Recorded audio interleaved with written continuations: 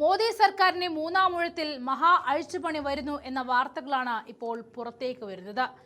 ശരിക്കും പറഞ്ഞാൽ ഇതൊരു മന്ത്രിസഭാ പുനഃസംഘടനയല്ല, മറിച്ച് ഡൽഹിയിലെ അധികാര കസേരകളിൽ നടക്കുന്ന കസേര കളി തന്നെയാണ്.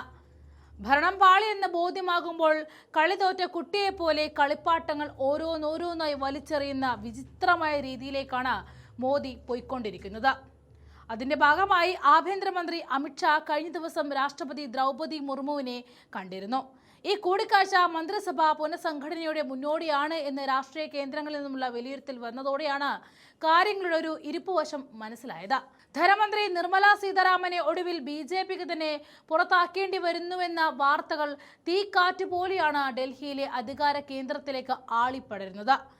കഴിഞ്ഞ 2 വട്ടവും ധനമന്ത്രിയായിട്ട് മൂന്നാം തവണയും ആ അവസരം കയ്യിൽ വെച്ച് കിട്ടിയ ധനമന്ത്രിയെ ഇപ്പോൾ എന്തുകൊണ്ട് പുറത്താക്കുന്നു എന്ന ചോദ്യം രാജ്യത്ത് അലയടിക്കുമ്പോൾ അതിന് ഒരൊറ്റ ഉത്തരമേ തരാൻ കഴിയുന്നുള്ളൂ.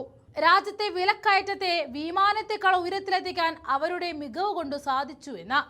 അങ്ങനെ രാജ്യം കണ്ട ഏറ്റവും വലിയ സാമ്പത്തിക പരാജയത്തിന്റെ ഉത്തരവാദിത്തം ഒരാളുടെ തലയിൽ മാത്രം കെട്ടിവെച്ച് കൈ കഴുകാൻ മോദിയും അമിത്ഷായും ശ്രമിച്ചുകൊണ്ടിരിക്കുകയാണ്.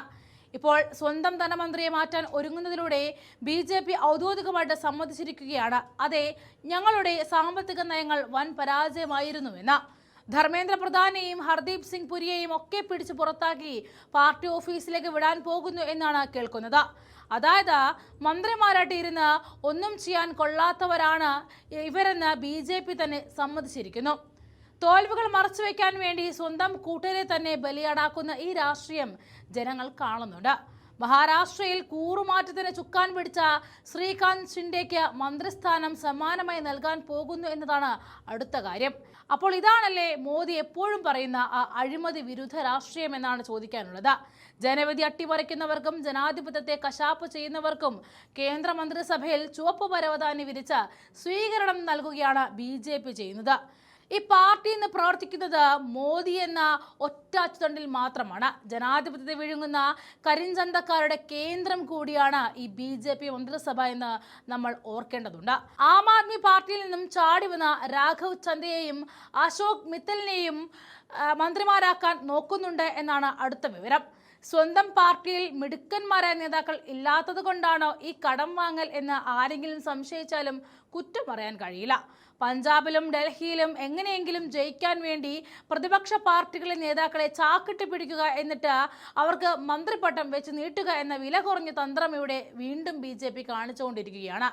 ഇതിനെയാണോ നിങ്ങൾ വികസിത ഭാരതം എന്ന് വിളിച്ച് കൊട്ടി ആഘോഷിക്കുന്നത് എന്നാണ് മോദിജിയോട് ചോദിക്കാനുള്ളത്. ഇതൊരു കേന്ദ്ര മന്ത്രിസഭയല്ല, പ്രതിപക്ഷ നേതാക്കളെ ലേലം വിളിച്ചു വാങ്ങുന്ന ഒരു അങ്ങാടി ചന്തയായിട്ട് മാറിയിരിക്കുന്നു.